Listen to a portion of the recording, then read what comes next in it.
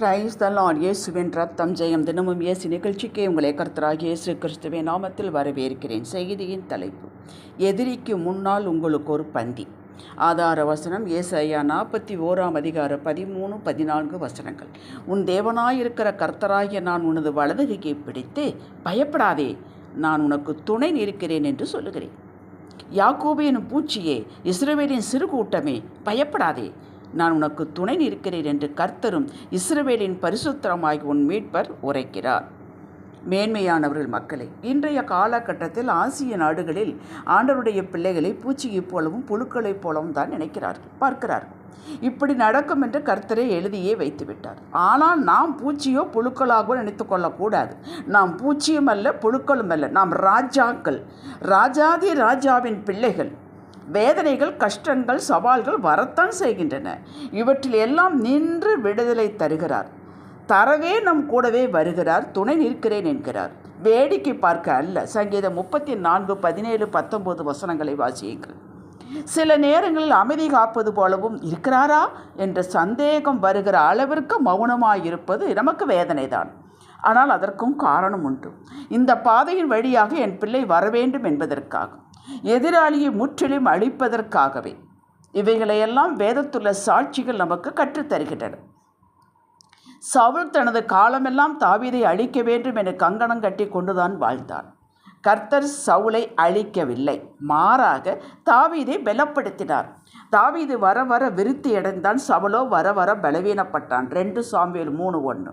இதுதான் கர்த்தர் நம்மோடு துணை நிற்பது. நாம் நினைக்கிறோம், இத்தனை வேதனைப்படுத்தின அந்த எதிரியை கர்த்தர் ஏன் அழிக்காமல் வைத்திருக்கிறார்? அப்படி என்றால் துன்மார்க்கனுக்கு வாழ்வு உண்டோ என்று நினைக்கிறோம். இல்லை.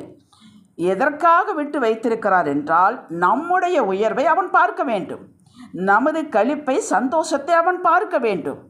தன் செயல் தனக்கே கேடு விளைவிக்கிறது என்பதையும் அவன் காண வேண்டும் என்பதற்காகத்தான் விட்டு வைத்திருக்கிறார். கர்த்தர் பகைவனால், சத்துருவினால் மகிமைப்பட வேண்டும். ஏசாயா 65:13-14 வசனங்களில் கர்த்தர் எழுதி கொடுத்துள்ளார். ஆதலால் கர்த்தராகிய ஆண்டவர் சொல்லுகிறார், இதோ என் ஊழியக்காரர்கள் புசிப்பார்கள், நீங்களோ பசியாயிருப்பீர்கள்.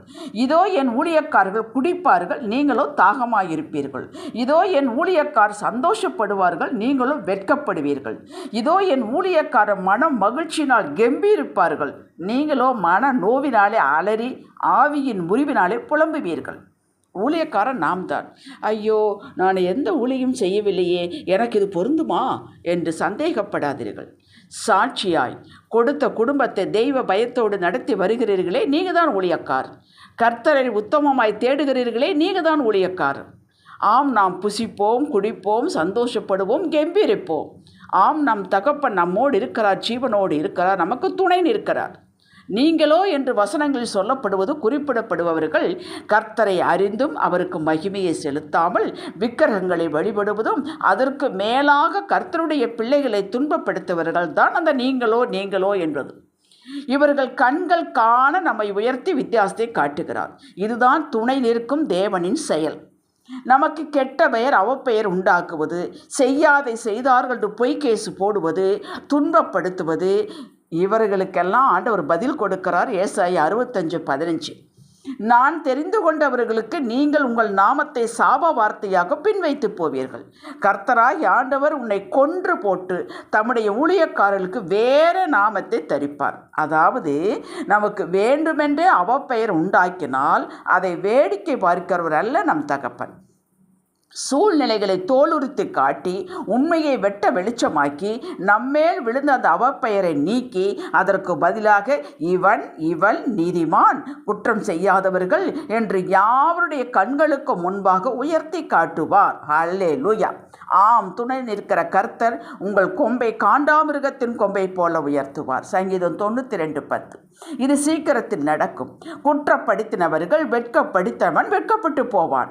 எஸ்தர் புத்தகத்தில் பொறாமை கொண்ட துஷ்ட ஆமான் யூதனாகிய மொர்தகாய் தன்னை கனம் பண்ணவில்லை என்பதற்காக யூத இனத்தையே அழிக்க ஏற்பாடு செய்தான்.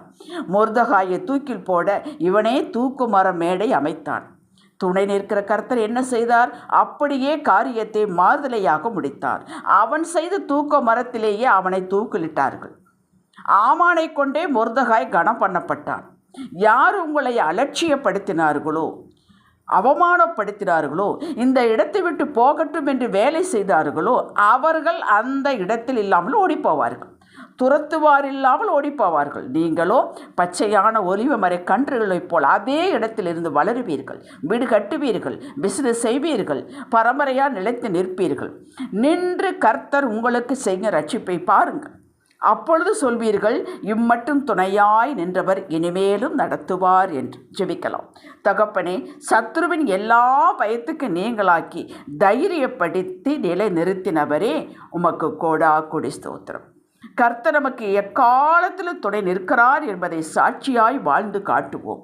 எதிரியும் உம்மை மகிமைப்படுத்தும்படி நாங்கள் எழுந்து நிமிர்ந்து நின்று அறிக்கை செய்வோம். இயேசுவின் நாமத்தில் பிதாவே, ஆமென். ஹல்லேலூயா.